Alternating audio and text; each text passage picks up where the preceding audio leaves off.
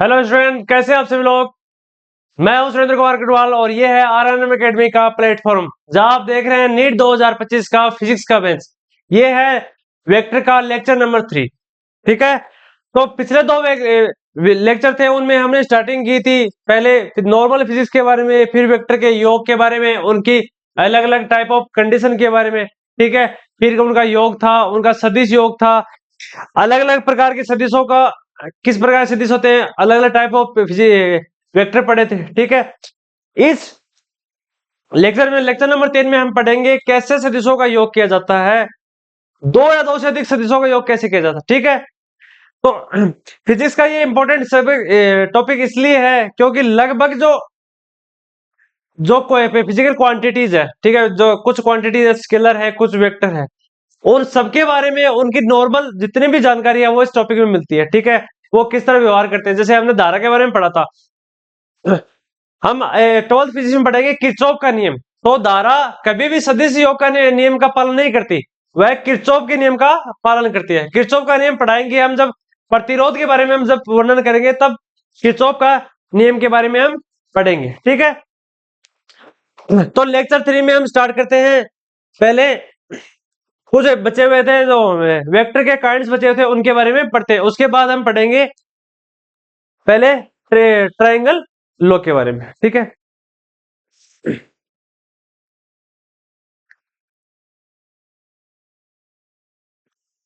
मैंने कुछ प्रॉपर्टी बताई थी वेक्टर के बारे में, उन वेक्टर उसमें बताया था कि दो सदिश एक तल में हो सकते हैं, लेकिन तीन सदिश कभी भी एक तल में हो भी सकते हैं और नहीं भी हो सकते। ठीक है, इसके बाद में हमने सदिश पढ़ाए थे, उसमें अलग अलग टाइप ऑफ वेक्टर होते हैं। उसमें पहला टाइप्स है समान सदिश, दो तीन हम पढ़े थे, सरेख सदिश है, समवर्ती सदिश है, इसके अलावा इकाई सदिश है, तुल्य सदिश है। अब हम पढ़ेंगे इकाई सदिश है। इकाई सदिश से पहले हम पढ़ रहे हैं समान सदिश। समान सदिश, समान सदिश का मतलब होता है वे सदिश जो दोनों होते हैं, जिनकी दिशा भी समान होती है, जिनकी यूनिट भी समान होती है और उनकी मैग्नीट्यूड भी समान होता है। तो हम क्या कह सकते हैं, समान सदिश वे सदिश होते हैं जहां ए सदिश बराबर बी सदिश। तो ये इसकी प्रॉपर्टी। ठीक है, इसके बाद में हम पढ़ते हैं समानांतर सदिश। समानांतर सदिश वे सदिश होते हैं जो एक दूसरे के लगातार बराबर चलते रहते हैं। ठीक है, चाहे वे अनंत तक एक दूसरे को प्रतिच्छेद नहीं करते। ये जितने भी टाइप हैं, ये टाइप कंडीशन, ये टाइप इंपॉर्टेंट नहीं है, लेकिन जब इनका डेरिवेशन आता है तो इनके जब चिन्ह होते हैं, जैसे समानांतर सदिश है, हम लिखते हैं समानांतर सदिश क्या होता है। समानांतर सदिश का कंडीशन होती है ए बराबर 3b 5b, कुछ भी लिख दो, 6b 10b। ठीक है, तो a का मान होगा वो 3b के बराबर होगा, यानी b में जो 3 नंबर है उसकी जो मैग्नीट्यूड है उसके बराबर होगा। ठीक है, तो ये मान एक दूसरे के समान चलते रहेंगे, कभी भी मान बदलेंगे नहीं। अब मान आता है प्रति समानांतर, ये भी उनके मान नेगेटिव चिन्ह हो, यदि उनकी दिशा विपरीत होगी तो चिन्ह नेगेटिव होंगे, ये मैंने आपको पिछले लेक्चर में बताया था। ठीक है, इसके बाद में आता है शून्य सदिश, ऐसा सदिश जिसका मान शून्य होता है। ठीक है, शून्य सदिश के बारे में हम पढ़ेंगे जब सदिशों का मल्टीपल पढ़ेंगे, उसमें आएगा एक तो सदिश गुणन आता है और एक अदिश गुणन होता है, उसमें क्रॉस प्रोडक्ट आता है। ठीक है, जब क्रॉस प्रोडक्ट के बारे में पढ़ेंगे तब शून्य सदिश के बारे में हम पढ़ेंगे। ठीक है, तो शून्य सदिश के बारे में हम यहाँ नहीं पढ़ेंगे। शून्य सदिश के बारे में का जो मैग्नीट्यूड होता है, उसका परिमाण होता है, वो क्या होता है, 0। इसके बाद में हमने पढ़ा था इकाई सदिश, यूनिट वेक्टर, पढ़ा नहीं, हम पढ़ेंगे। यूनिट वेक्टर एक अलग वेक्टर है, इसका पूरे फिजिक्स में लगभग टॉपिकों में इसके बारे में पढ़ा जाए। यूनिट वेक्टर, यूनिट वेक्टर का मतलब होता है वे सदिश, यूनिट मतलब एक, उसका इकाई मान होता है, उसका परिमाण होता है, वो कितना होता है, एक होता है। उस वेक्टर को क्या कहते हैं, इकाई वेक्टर। इकाई वेक्टर का होप है वो उस पूरे वेक्टर में चलता है, क्यों, क्योंकि इसका एक अलग ही चिन्ह होता है, यानी एक है। बाकी जितने भी वेक्टर आते हैं उनपे एरो का निशान होता है, लेकिन ये अकेला वेक्टर है जिसके ऊपर कैप का निशान आता है। तो ए कैप बराबर होगा ए एरो के साथ अपॉन ए मोड ऑफ ए। ठीक है, तो मैं एक बार लिखाता हूं, इसके बारे में बताता हूं आपके इकाई वेक्टर का चिन्ह क्या होता है। इसको ऐसे इकाई सदिश, इकाई सदिश को दर्शाएंगे एक कैप के साथ। ठीक है, इसके बाद में कुछ और होते हैं, जैसे ध्रुवीय सदिश होते हैं। ध्रुवीय सदिशों के बारे में हम जब पढ़ेंगे जब कोणीय वेग है, कोणीय विस्थापन है, यानी रेंगुलर वेलोसिटी है, रेंगुलर मोमेंटम है, वो पढ़ेंगे जब हम पढ़ेंगे कौन से सदिश, ध्रुवीय सदिश। ठीक है, इसके बाद में एक्स सदिश आते हैं और कुछ बिंदु सदिश आते हैं। बिंदु सदिश भी आते हैं जो डॉट के साथ प्रोजेक्ट किए जाते हैं। ठीक है, ये इंपॉर्टेंट नहीं। अब हम पढ़े इकाई सदिश। हेडिंग लगाना है कौन सदिश, इकाई सदिश, यानी यूनिट वेक्टर।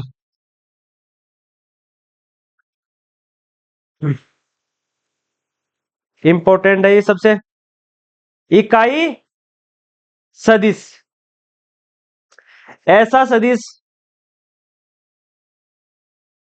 ऐसा सदिश जिसका, ऐसा सदिश जिसका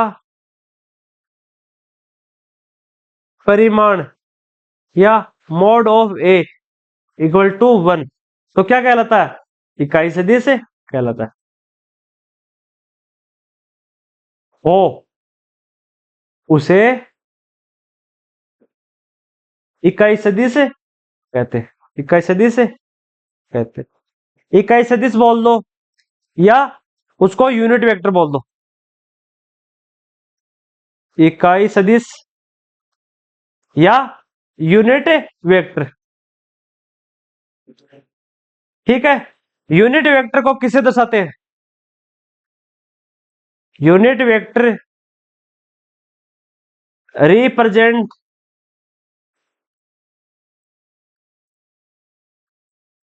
रिप्रेजेंट विद ए कैप। ठीक है, ये हमेशा याद रखना, उसको ए कैप से, इसको बोलते हैं कैप, कैप यानी टोपी, लेकिन ये सदिश में भी कहते हैं, कुछ सदिश इसको पहनते हैं। ठीक है, तो यूनिट वेक्टर का एक अलग ही चिन्ह होता है, उसको बोलते हैं ए कैप। ठीक है, ये सदिश है, यूनिट वेक्टर कब होगा, जब इसका mod of A equal to 1। इसका उपयोग, ये इसके लिए याद रखना जरूरी, यूनिट वेक्टर का उपयोग सदैव डायरेक्शन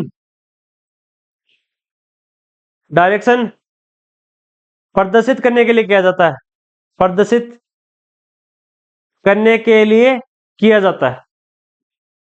अब आप सोचो कि दिशा प्रदर्शित करने के लिए क्यों किया जाता है, क्योंकि डायरेक्शन, उसका परिमाण तो एक ही है लेकिन उसकी दिशा तो हो सकती है। यानी हम 1 किलोमीटर की दिशा से हम पूर्व में जा सकते हैं, उत्तर में जा सकते हैं, दक्षिण में जा सकते हैं, पश्चिम में जा सकते हैं। ठीक है, 1 जूल भी हो सकता है, 1 जूल कार्य करें, हम 1 न्यूटन बल लगाते हैं किसी दीवार पे। ठीक है, तो वो सदिश होता है लेकिन उसका सिर्फ परिमाण एक होता है। ठीक है, यूनिट तो आपको पता ही है लेकिन परिमाण होता है, लेकिन उसका उपयोग केवल दिशा के बारे में हम अनुमान लगाने के लिए हम करते हैं। ठीक है, इसके बाद में आता है शून्य सदिश, जीरो वेक्टर। कौन सा आता है, जीरो वेक्टर, जीरो वेक्टर या शून्य सदिश, ऐसा सदिश, शून्य सदिश किसे कहते हैं, ऐसा सदिश जिसका मैग्नीट्यूड या जिसका परिमाण क्या होता है, ऐसा सदिश या ऐसा वेक्टर जिसका जिसका मान या मैग्नीट्यूड कितना होगा, जीरो, उसका मान या उसका मैग्नीट्यूड, उसका परिमाण क्या होगा, जीरो होगा। इसका उपयोग किसमें किया जाता है, एक कंडीशन, अगर उसका मैग्नीट्यूड जीरो है तो वो कोई सी भी दिशा ले सकता है। मानो ये जीरो वेक्टर है, क्या पता वो कोई भी दिशा ले सकता है, ये दिशा भी ले सकता है, ये दिशा भी ले सकता है, ये दिशा भी ले सकता है, उसकी इच्छा के अनुसार वो कोई भी दिशा ले सकता है। तो ये लिखना जरूरी है कि जीरो वेक्टर, जीरो वेक्टर कोई भी डायरेक्शन प्रदर्शित कर सकता है।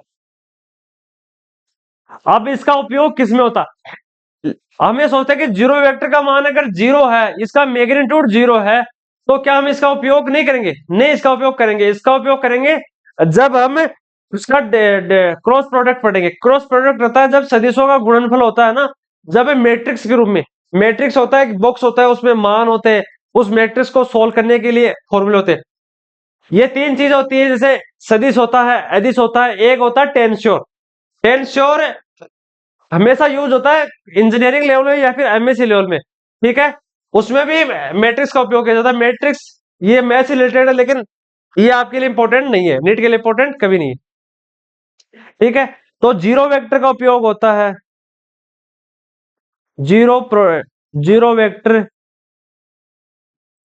Use in cross product.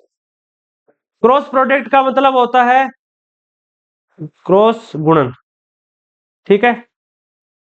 जब वह क्रॉस तिरछा गुणन होता है उनमें किया जाता है, ठीक है। तो जीरो वेक्टर का उपयोग किसमें किया जाता है? क्रॉस प्रोडक्ट में किया जाता है, ठीक है। अब हमारे पास जब हमने देखो पिछले जो टॉपिक पढ़ा था उसमें क्या एक चीज देखा था, हमने एक चीज देखा था कि जब टेल से टेल वाली कंडीशन आती है, जब हेड से हेड वाली कंडीशन आती है, ठीक है, तो उसमें क्या करते हैं, दो सदिशों को जोड़ सकते हैं, यानी ए सदिश है, बी सदिश है, उसको जोड़ सकते हैं, ठीक है। लेकिन अगर दो से अधिक सदिश हो तो उनको कैसे जोड़े, ठीक है। दो से अधिक सदिश है तो उनको हम कैसे जोड़े? तो उनको जोड़ने के लिए हम यूज करेंगे किसका? त्रिभुज के तीन नियमों का। तो यहां लिखना है आपको, दो या दो से अधिक, दो या दो से अधिक दिए गए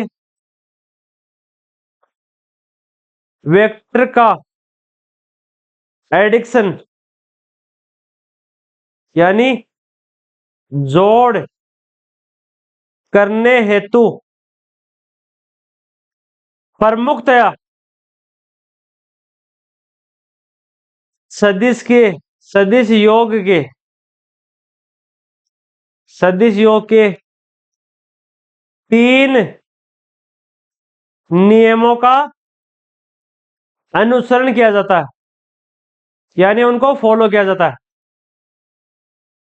अनुसरण किया जाता है। उनमें पहला नियम है triangle law, triangle law of vector addiction, ठीक है, एडिक्शन, ठीक है। दूसरा होता है, क्या होता है, एक होता है ट्रायंगल, ठीक है। ट्रायंगल क्या होता है? एक त्रिभुज है। त्रिभुज में हमने क्या देखा था? त्रिभुज में हमने देखा था कि दो भुजा होती है, एक भुजा बड़ी होती है, एक भुजा छोटी होती है, ठीक है। उसके बाद में हम पढ़ेंगे चतुर्भुज नियम, ठीक है। उसके बाद में हम पढ़ेंगे उसका बहुभुज नियम, ठीक है।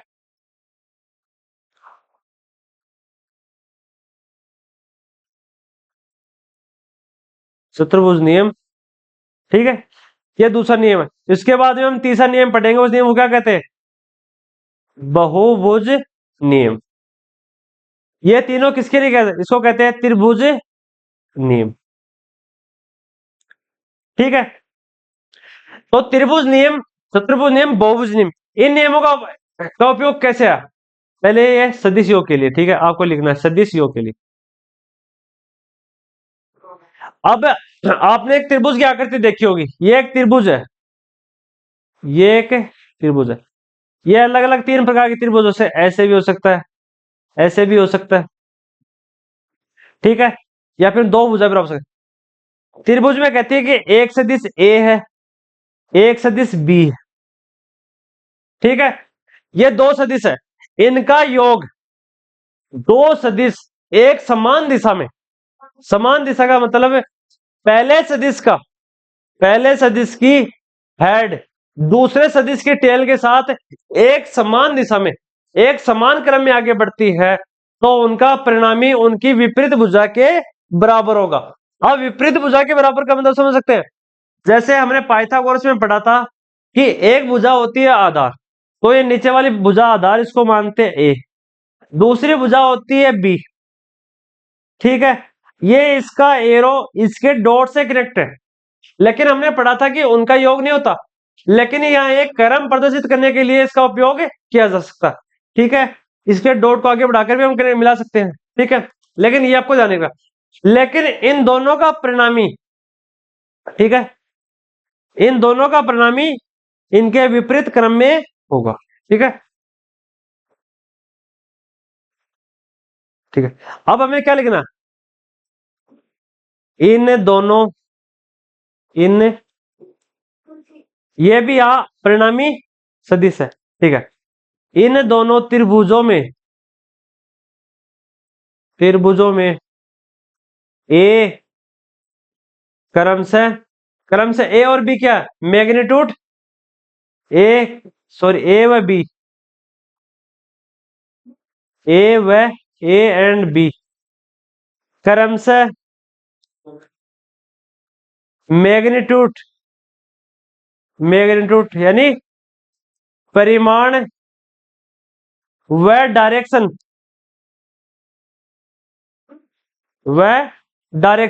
ठीक है, परिणाम और डायरेक्शन को प्रदर्शित करती है,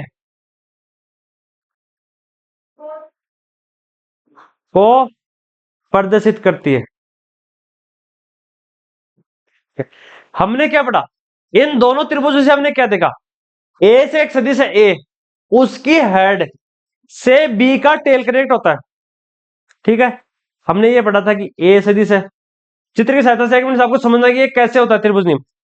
इसकी हेड से बी का टेल कनेक्ट होता है, लेकिन इस नियम के साथ जब ये क्रम चलता रहता तो ये दिशा इससे मिलनी चाहिए थी, यानी परिणामी आर का टेल बी के हेड से कनेक्ट होना चाहिए था, तब त्रिभुज नियम बनता। लेकिन ये ऐसा नहीं होता। होता किस प्रकार है, होता है इस प्रकार है कि त्रिभुज ए एक वेक्टर है, बी उसके ऊपर एक वेक्टर है जो उसके साथ एक क्रम में, तो परिणामी सदिश इन दोनों के विपरीत क्रम में होगा, ठीक है, समझ गए। इस आर की भुजा उसके हेड से कनेक्ट है, तो इसके बारे में हम कह सकते हैं vector A plus vector B बराबर होगा वेक्टर आर, ठीक है। तो यह त्रिभुज का नियम है। अभी हम इसका सिर्फ जो ग्राफिकल मेथड है, यानी इसको ग्राफिकल मेथड के हिसाब से समझे, जब इसका उपयोग हो, इनके मध्य थीटा होगा, इनके मध्य अलग अलग कोण, कौन सा परपेंडिकुलर है, कौन सी भुजा अलग अलग, इनके बारे में हम आगे आने वाले लेक्चर में पढ़ेंगे। अभी तो हम इनका सिर्फ ग्राफिकल मेथड पढ़ रहे हैं, यानी कि त्रिभुज नियम कैसे लागू होता है। अभी इस नियम में हम देख रहे हैं कि त्रिभुज के ट्राइंगल में 3 भुजा होती है त्रिभुज में, ठीक है, आपको पता है। 2 भुजा होती है, जैसे लंब आधार है, एक भुजा कर्ण होती है, लेकिन हमें लंब आधार से मतलब नहीं है, यहां हमें सिर्फ इतना मतलब है कि ये एक क्रम में चलती है। क्रम में मतलब टेल से हेड कनेक्ट होता है, हेड से टेल कनेक्ट होता है, लेकिन जब परिणामी है वह उनके विपरीत क्रम में प्रदर्शित होता है, वह इस डॉट की तरह नहीं बढ़कर इस डॉट की तरह बढ़ता, यानी टेल से टेल कनेक्ट होता है, ठीक है। तो हम मान लेते हैं कि ये कोण है एल्फा, यहां हम एक कोण मानेंगे, वह कोण होगा एल्फा। तो एल्फा के सामने की भुजा क्या होगी, लंब, ये आधार और ये कर्ण, ठीक है।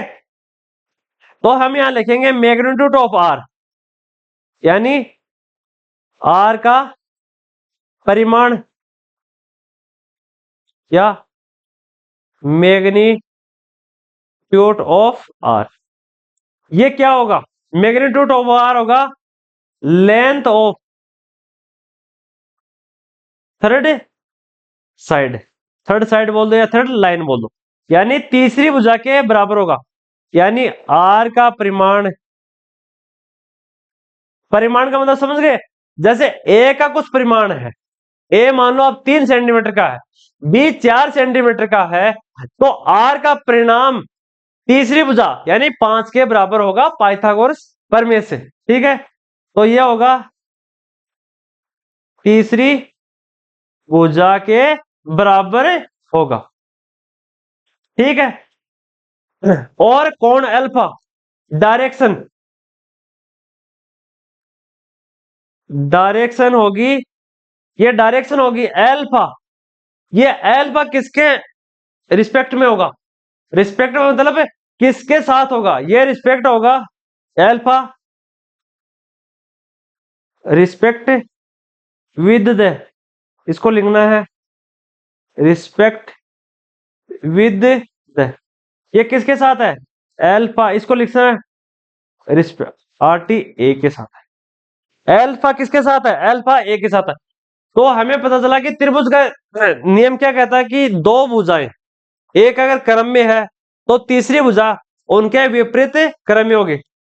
यदि दो सदिश एक त्रिभुज की दो दिशाओं को प्रदर्शित करते हैं, ठीक है, जैसे ए और बी प्रदर्शित कर रहे थे इस त्रिभुज की भुजाओं को, ठीक है, एक त्रिभुज की एक भुजा क्रमशः एक भुजा मैग्नीट्यूड होगी, तो भुजा ए मैग्नीट्यूड मान लेंगे और भुजा बी इनकी डायरेक्शन मान लेंगे, तो भुजा आर परिणामी इनकी तीसरी भुजा की लंबाई क्या बराबर है होगी।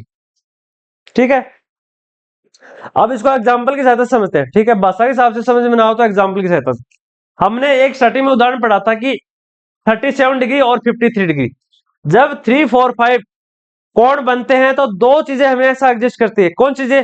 पहली चीज होती है कि एल्फा कौन सा होगा? एल्फा या तो 37 होगा या 53 होगा। एल्फा या तो 37 होगा या 53 होगा। यहां नहीं है, हमने बताया था कब? जब पाइथागोरस प्रमेय लागू हो 3, 4, 5 पे। ठीक है, तो हम समझते हैं कि एक व्यक्ति, या क्वेश्चन लिखते हैं, एक व्यक्ति एक बिंदु ओ से पूर्व दिशा में क्रमशः 5 किलोमीटर एवं 90 डिग्री के कोण पर मुड़कर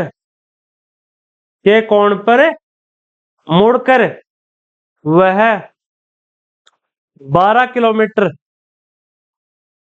उत्तर दिशा में जाता है, तो तीसरी भुजा का परिणामी या मैग्नीट्यूड, परिणाम या मैग्नीट्यूड क्या होगा? ये तीसरी भुजा वो क्या है? रिजल्टेंट भुजा यानी परिणामी भुजा। तीसरी भुजा किसके बराबर होती है? तीसरी भुजा को किस नाम से बोल सकते हैं? तीसरी भुजा होगी वो रिजल्टेंट लाइन या भुजा। ठीक है, समझ में आ गया? तो हम इसको क्वेश्चन को ग्राफिकल मेथड में लिखते हैं। कैसे? जैसे एक पॉइंट है, ये सदिश है, ये मेंशन है, यहां से चालू हुआ, उसने 5 किलोमीटर ये दूरी तय कर ली। ठीक है, उसके बाद में 90 के बाद में उसने 12 किलोमीटर ये दूरी तय कर ली, तो वह अपने मूल बिंदु से, और तो क्या किया? आपको समझना है कि उस व्यक्ति ने पहले ए से ओ से वह ए तक गया, उसने कोई क्रम नहीं चेंज किया, वह ना रुका, उसने 90 डिग्री चेंज किया और वह बी तक चला गया। ठीक है, बी तक 12 किलोमीटर की दूरी उसने उत्तर में तय की, पहले पूर्व में की फिर उसने, तो इनका परिणामी आर, क्या होगा? तो परिणामी आर के लिए एक सूत्र है, वैसे हम क्या लिखते थे?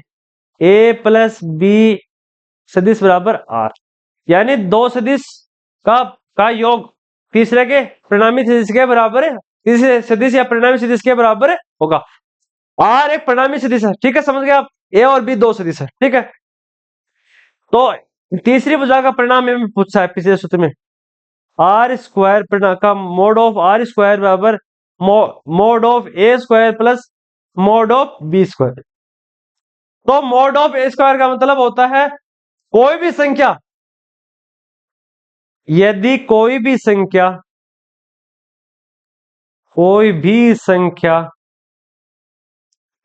यदि मोड में ये होता है मोड, इस मोड में रखकर रखकर सोल्व की जाती है तो वह सदैव धनात्मक मान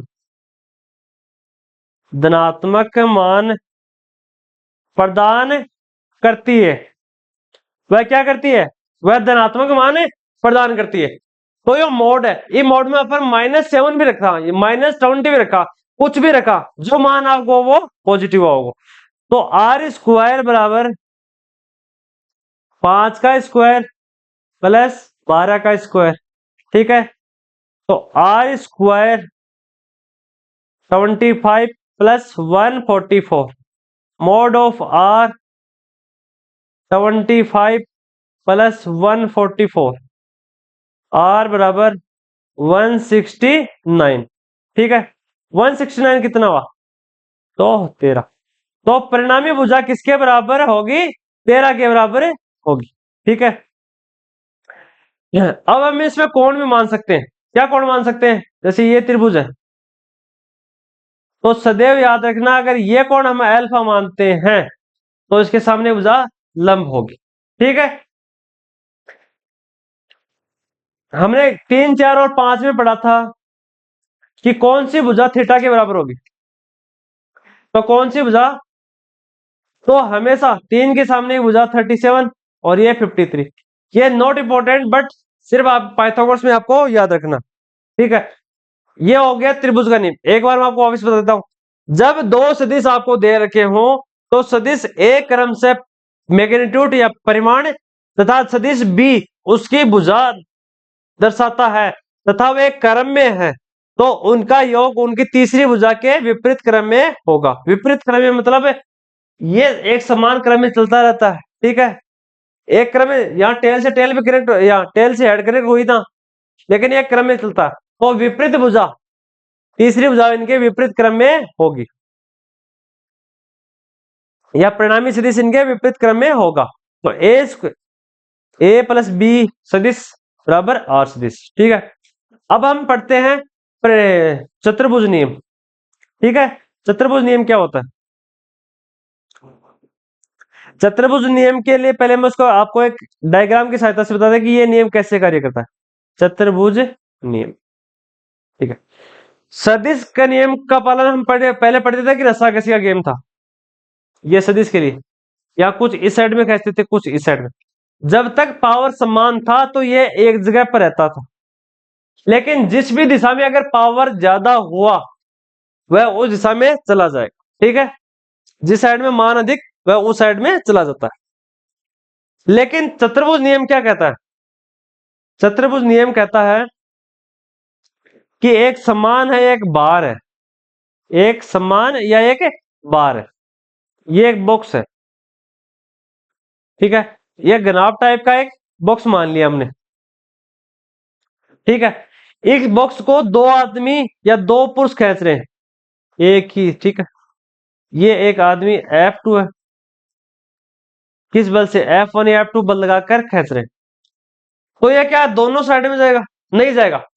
ये जब किसी चतुर्भुज आकार के सदिशों मतलब चतुर्भुज आकार या एक घनी आकार या होल स्क्वायर टाइप की आकृति होती है, जब उसको दोनों साइडों में खींचते हैं यानी टू साइड उसको फोर्स करते हैं। ठीक है, तो वो कभी भी अलग अलग दिशाओं में न जाकर उन योगों के परिणामी जो बल है उसके अनुसार चलती है। तो इनका परिणामी क्या हो गया? आर। ठीक है, ये समझे थे?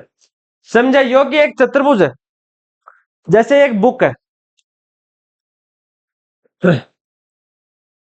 ये एक स्क्वायर की आकृति है। ठीक है, इस स्क्वायर की आकृति को अगर दो जगह से इसको खींचा जाए, ठीक है, ऐसे दो जगह से खींचा जाए तो ये हमेशा परिणामी जो इनका परिणामी होता है, जैसे एक बल यहां लगाया जाता है, एक बल यहां लगाया जाता है। ठीक है, एक मिनट रुको।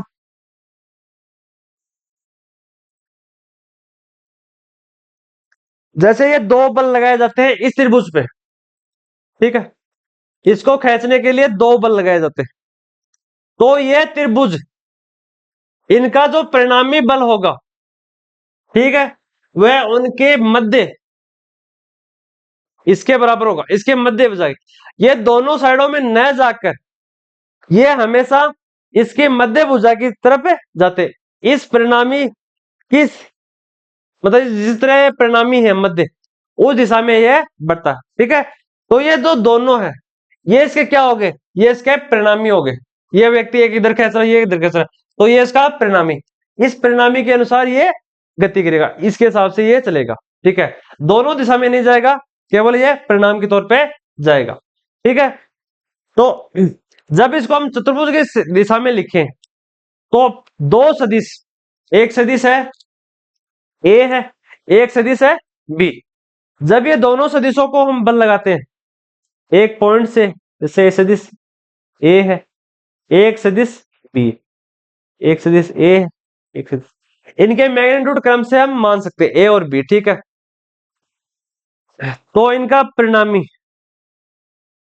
ये परिणामी आर, ये दोनों क्रम से ए और बी कौन सा बल लगाते हैं, F1 और ये F2। तो इनका परिणामी होगा किसके बराबर होगा, F1 प्लस F2 के बराबर होगा, ठीक है। तो ये किसकी आकृति हुई, ये आकृति हुई चतुर्भुज की, ठीक है।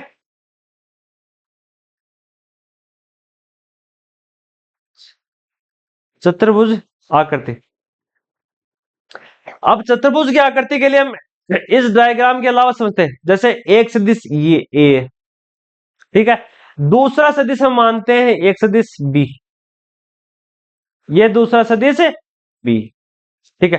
अब हम इनको ये दोनों सदिश एक जगह इक्विवेलेंट होकर बल लगाते हैं, तो इनका परिणामी कैसे ज्ञात करेंगे, तो हम उनको कनेक्ट कैसे करेंगे। जैसे हमने ये मान लिया ये सदिश ए है, ये इसका सदिश दूसरा बी है, ये टेल से टेल कनेक्ट होगी, ठीक है। तो इनका परिणामी क्या होगा, तो हम इसको थोड़ा सा आगे की तरफ लाइन ऑफ एक्शन करते हैं, इसमें भी लाइन ऑफ एक्शन करते हैं, तो इनका परिणामी ये होगा, ठीक है, इनका परिणामी आर होगा। तो हमने क्या देखा, अब ये ए है, ये बी है। अब हम क्या मान सकते हैं, जैसे इसे एक अलग त्रिभुज, इसको डी ई एफ जी, ठीक है। ये सदिश बी इसके बराबर हो सकता है या नहीं हो सकता, ठीक है। ये भी एक त्रिभुज क्या जो हमने ट्रायंगल में पढ़ा था, कितना, ये इतना डी ई एफ, इसका सिर्फ इतना भाग हम लेते हैं एक इस त्रिभुज में, ये डी है, ये ई है, ये एफ है, ये बी है, ठीक है। ये इसका परिणामी आर हो गया। तो हमने त्रिभुज के नियम में क्या पढ़ा था, हमने त्रिभुज के नियम में पढ़ा था परिणामी आर बराबर ए प्लस बी का सदिश, ठीक है। लेकिन यहां आर क्या होगा, यह आर होगा आर का मैग्नीट्यूड, जो हमने त्रिभुज में पढ़ा था वही यहां होगा, लेंथ ऑफ। लेकिन एक चीज ध्यान में रखना, वहां आर, वहां आर क्या था, वहां आर था परिणामी भुजा, यहां आर है वो एक कॉमन भुजा है, वहां परिणामी, क्योंकि तीन ही भुजा थी, दो भुजा तो दे रखी थी, तो उनका तीसरा भुजा उसकी परिणाम थी। लेकिन यहां इन दोनों त्रिभुजों के मध्य एक कॉमन लाइन है, ये कॉमन लाइन है कि नहीं है, ये त्रिभुज डी जी एफ इसमें भी कॉमन है, यह त्रिभुज डी ई एफ इन दोनों में कॉमन है, ठीक है। तो हमने क्या लिखा था, आर का मैग्नीट्यूड होगा line length of common common tail diagnosis, common length of, ठीक है, कॉमन लेंथ ऑफ चतुर्भुज। यहां हमने दो वेक्टर क्या क्या देखा, जब दो वेक्टर, क्या होता है इसका नियम, चतुर्भुज का नियम, एक मिनट,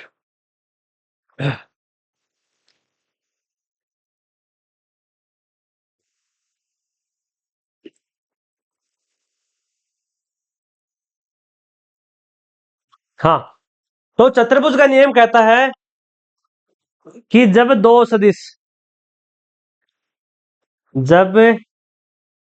टू वेक्टर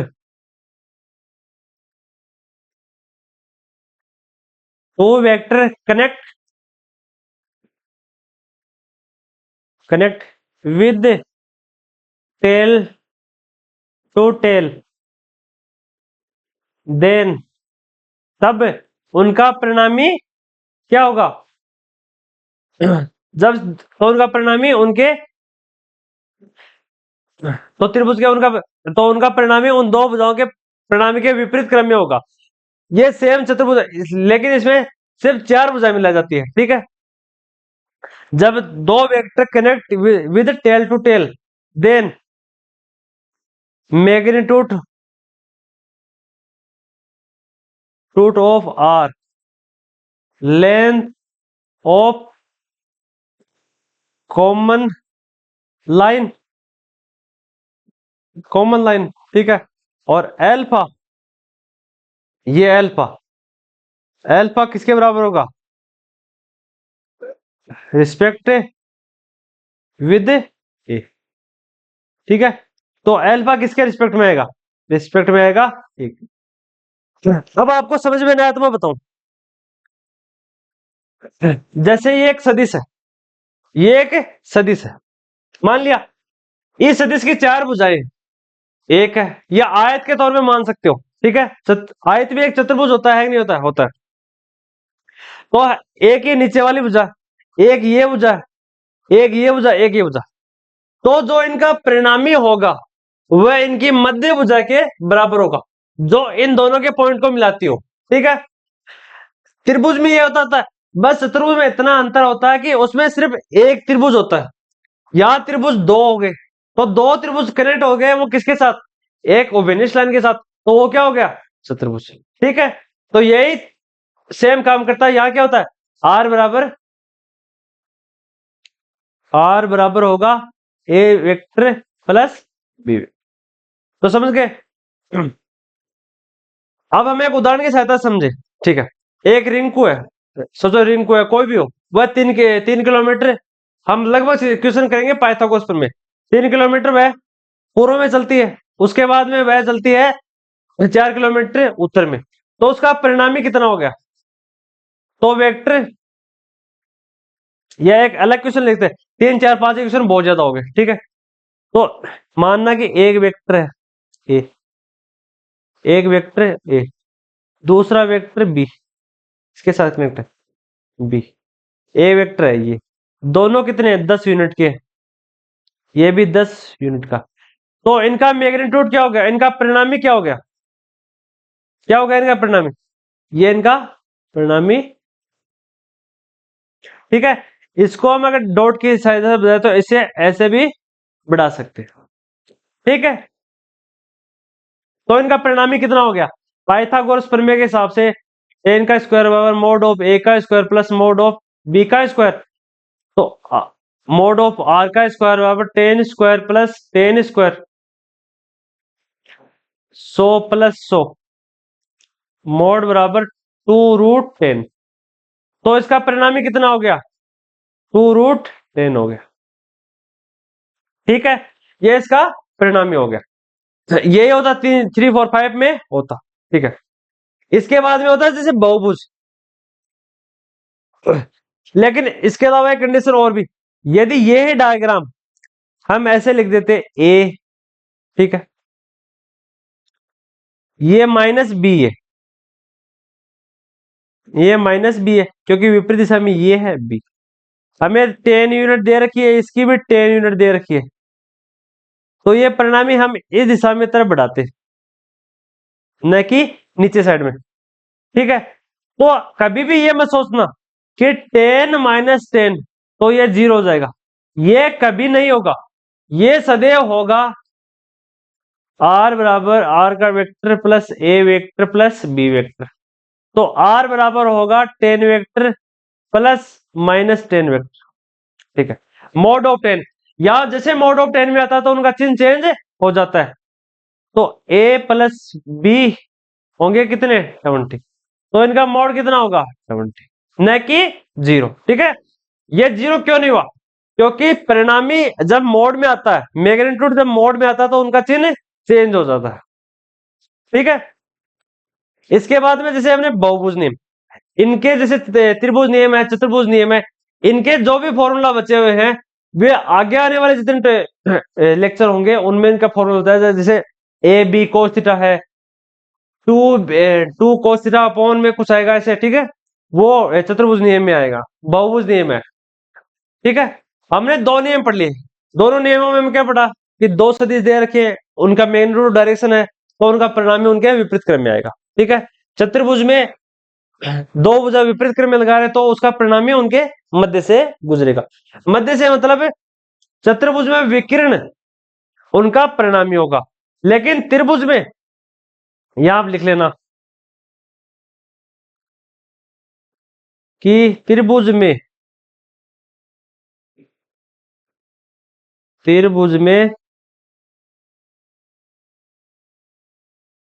हाँ, कि त्रिभुज में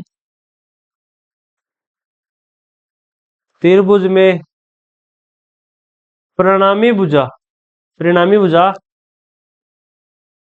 सबसे बड़ी भुजा होगी।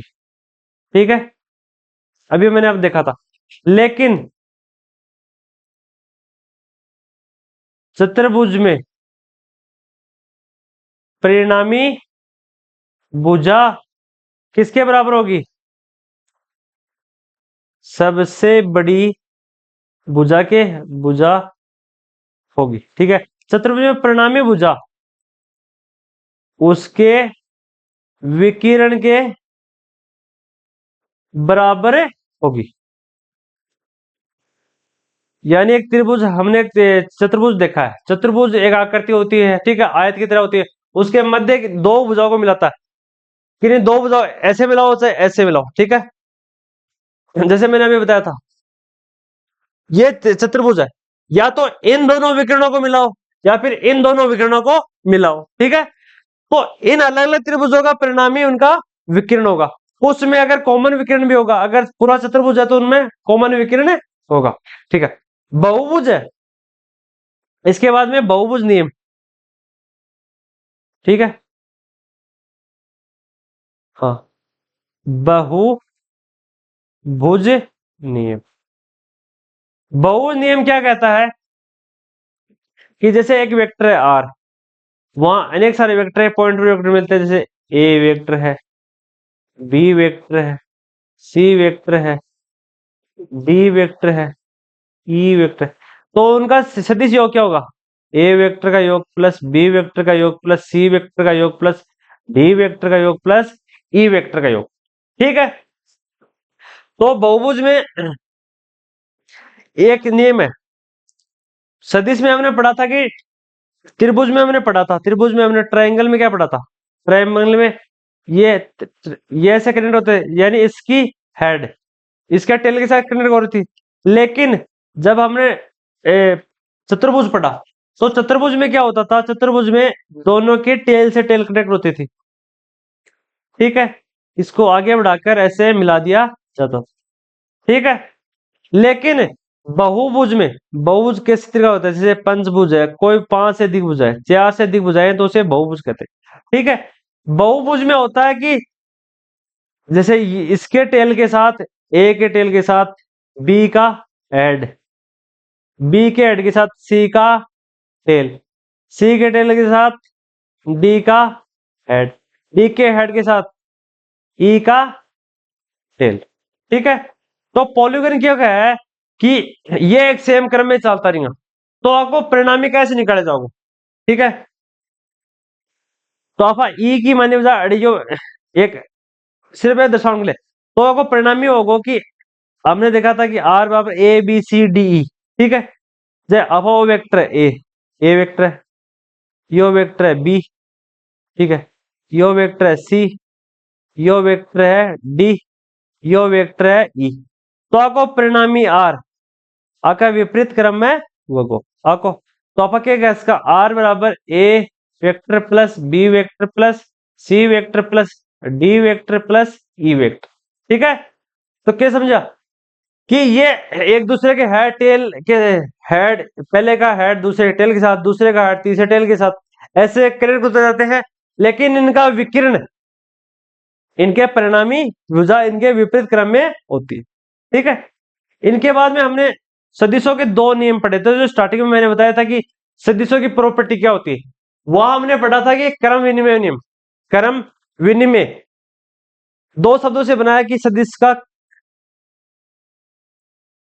सदिशों का क्रम विनिमय, विनिमय, विनिमय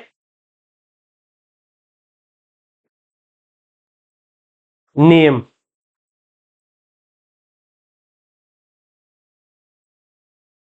विनिमय नियम, विनिमय मतलब आदान प्रदान। किसका आदान प्रदान? वेक्टरों का आदान प्रदान।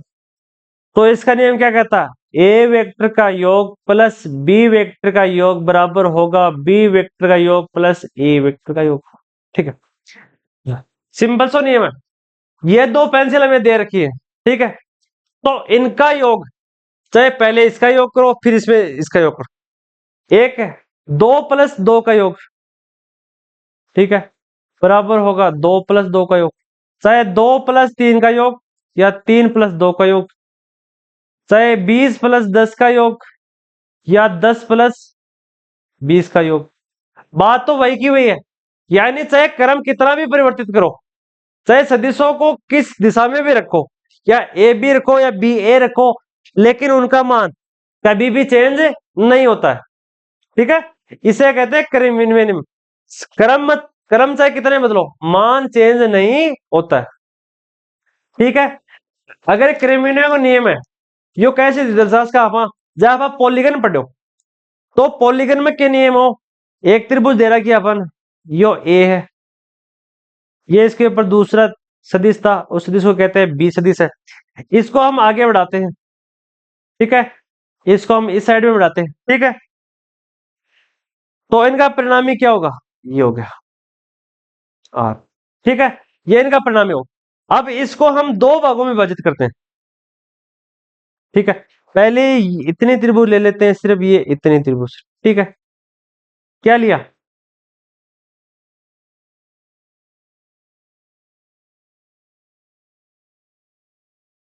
ये हमने एक त्रिभुज ले लिया, सिर्फ ये इतने वाला, ये ए वेक्टर है, इसको हम बी वेक्टर के बराबर मान सकते हैं नहीं मान सकते, तो ये बी वेक्टर हो गया, ये इसका परिणामी हो गया। दूसरा एक त्रिभुज है, क्या है? ठीक है,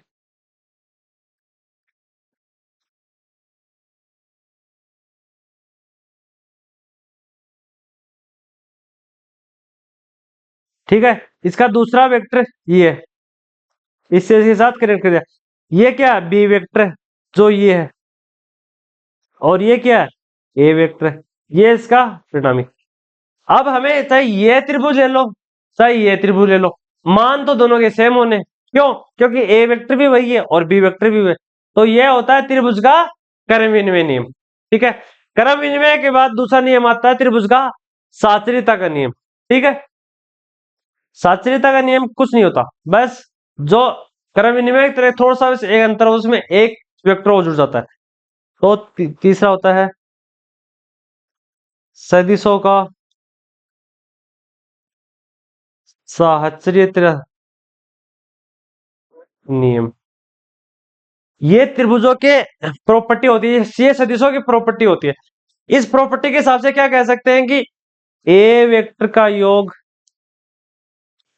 योग प्लस बी वेक्टर के योग, या करो ए वेक्टर प्लस बी वेक्टर का योग प्लस सी वेक्टर, या इसको ऐसे नहीं लिखो तो डॉट के हिसाब से लिखना चाहो तो A dot B dot C कर लो, बराबर ए डॉट बी या डॉट सी। ठीक है, अगर इनको गुणा के हिसाब से लिखना चाहो, चाहे ए को बी व सी के साथ गुणा करके लिख दो, या ए व बी को गुणा करके फिर सी के साथ गुणा कर दो।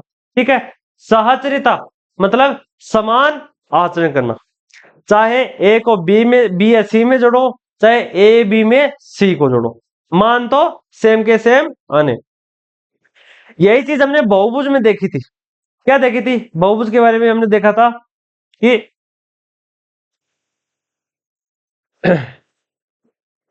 ये बहुभुज है, ये पहला सदिश ए, फिर उस पर दूसरा सदिश है, हमने देखा था कि ये सदिश इसके क्या था, इसकी टेल पर कनेक्ट था, इसके हेड पर कनेक्ट था, फिर एक सदिश है सी।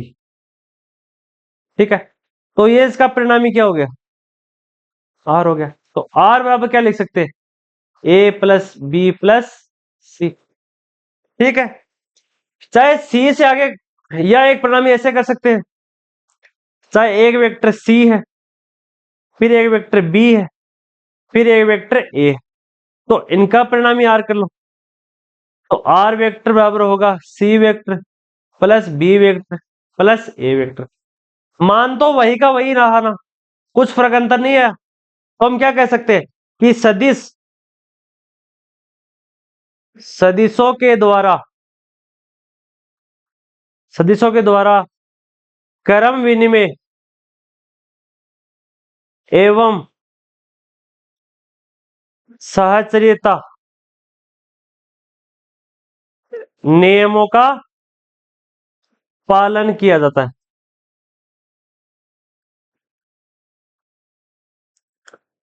ठीक है, तो सदिशों के द्वारा सहचर्यता और क्रम विनिमय और सहचर्यता के नियमों का पालन किया जाता है।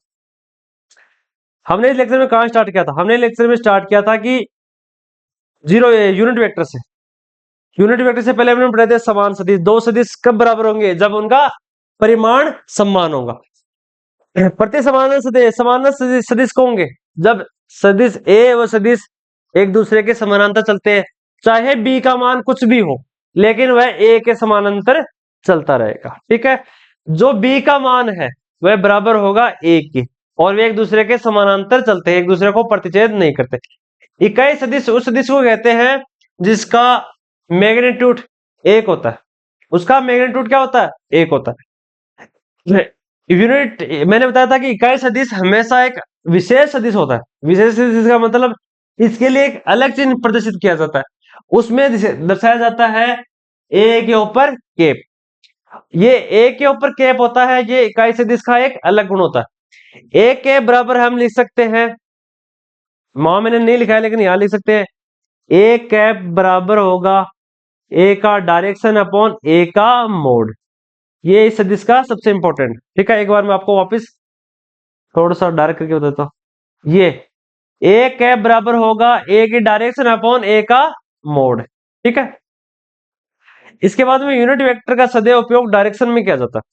ठीक है, चाहे परिणाम परिमाण तो या मैग्नीट्यूड तो उसके पास भले ही एक हो, लेकिन उसका उपयोग दिशा प्रदर्शित करने के लिए किया जा सकता है। ठीक है, उसके बाद में जीरो वेक्टर यानी शून्य सदिश। शून्य सदिश का मतलब होता है जिसका मैग्नीट्यूड तो जीरो हो, लेकिन वह दिशा कोई भी ग्रहण कर सकता है। ठीक है, जीरो प्रोडक्ट का, जीरो सदिश का उपयोग सदैव क्रॉस प्रोडक्ट में किया जाता है। क्रॉस प्रोडक्ट हम जब त्रिभुज चतुर्भुज के नियम पढ़ने के बाद में जब सदिशों का गुणनफल और अदिशों का गुणनफल पढ़ेंगे तो वहां ये आएगा, क्रॉस प्रोडक्ट आएगा। ठीक है, जब दो या दो से अधिक वेक्टरों के मध्य एडिशन या जोड़ होता है किया जाता है, तो प्रमुखतः तीन नियमों का पालन किया जाता है। पहला नियम है त्रिभुज का ट्राइंगल नियम, दूसरा क्वाड्रेंट नियम या चतुर्भुज नियम, तीसरा पॉलीगन नियम। पॉलीगन मतलब बहुभुज का नियम। ठीक है, त्रिभुज के नियम में क्या था, जब ए क्रम से एक त्रिभुज की क्या मैग्नीट्यूड या परिमाण है और बी सही क्रम में उसका दिशा है, तो उनकी तीसरी भुजा, परिणामी भुजा उनके विपरीत क्रम में होगी। ठीक है, ये पहला चीज अगर इस क्रम में होती तो समान क्रम में होती, लेकिन ये किस क्रम में, ये इस क्रम में। जायज की दिशा क्या, जायज की दिशा ये।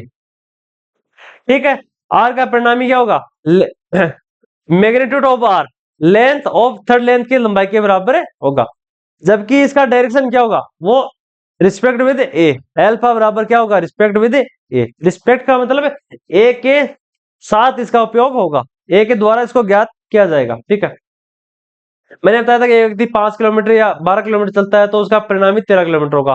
पाइथागोरस प्रमेय से, ठीक है। उसी प्रकार चतुर्भुज में मैंने बताया था ये आर सदिश बराबर होता है ए सदिश प्लस बी सदिश, ठीक है। यदि कोई भी संख्या ने मोड के अंदर रख के सोल्व करी जाए तो वह संख्या सदैव पॉजिटिव मान देगी, ठीक है। ये मान हमेशा याद रखना, ठीक है।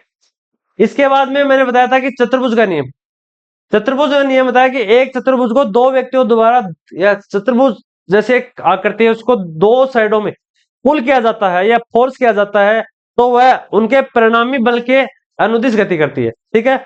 इनके मध्य, क्योंकि इनका परिणामी तो मध्य से गुजरेगा, उनके मध्य में होती है, यही चतुर्भुज होता है। चतुर्भुज नियम लगभग दो त्रिभुजों के ट्राइंगल नियम का ही एक मिक्सअप होता है। क्यों? क्योंकि उनके मध्य का परिणामी तो एक ही होती है, ठीक है। आर बराबर क्या होगा? F1 प्लस F2, ठीक है।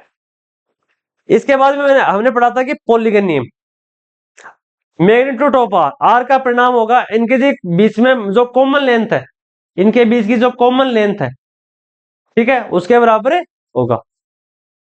बहुभुज नियम, बहुभुज नियम में होता है कि एक साथ बहुत सारे सदिश है, ठीक है, एक पॉइंट पे बहुत सारे सदिश दे रखे, उनका योग, इसमें हमेशा याद रखना कभी भी बहुभुज नियमों में टेल्स से के साथ कनेक्ट होगा, हेड हेड के साथ कनेक्ट होगा टेल, मतलब वो क्रम चलता रहेगा, लेकिन तब उनका परिणामी उनके विपरीत दिशा में होगा। जैसे ये डायग्राम हमने दे रखा है, ये डायग्राम ए है, ठीक है, ए से बी तक, बी से सी तक, सी से डी तक, डी से ई तक, तो इनका परिणामी आर, ठीक है, ये इनके विपरीत क्रम में होगा। तो आर बराबर होगा A plus B plus C plus D plus E. इसके बाद में दो नियम है, सदिश हमेशा दो नियमों का पालन करते हैं, कौन से? क्रम विनिमय नियम का और दूसरा साचरिता का नियम। क्रम विनिमय का नियम क्या होता है? ए प्लस बी बराबर होगा बी प्लस ए के, ठीक है, चाहे 3 प्लस 2 करो या प्लस 2 प्लस 3 करो, ठीक है, चाहे 5 प्लस 10 करो चाहे 10 प्लस 5 करो, ठीक है। ए प्लस बी करो प्लस बी प्लस सी करो, कोई जरूरी नहीं, का मान कुछ भी रख सकते हो। साचरिता का नियम होता है कि समान आचरण, ठीक है। समान आचरण का मतलब है चाहे 10 को 15 या 20 में जोड़ो या 20 या 15 में 10 को जोड़ो, मान वही का वही आना, ठीक है।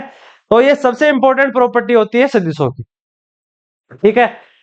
जो अब आगे सदिश आएंगे उनमें हम पढ़ेंगे सदिशों का संयोजन, हमने पढ़ लिया सदिशों के मध्य कोण, सदिशों के मध्य का कोण आएगा उसे टेन अल्फा के द्वारा दर्शाएंगे, ठीक है।